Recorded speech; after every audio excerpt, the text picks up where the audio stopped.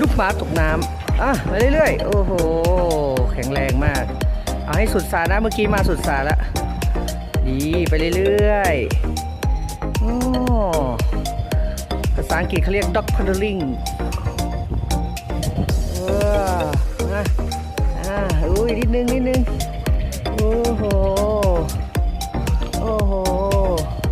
ไปเรื่อยๆจะถึงแล้วอีกนิดนึงนิดเดียวอย่ายอมแพ้นิดเดียวเร็วปุ๊บโอ้สุดยอดโอ้เก่งมากครับเป่าลม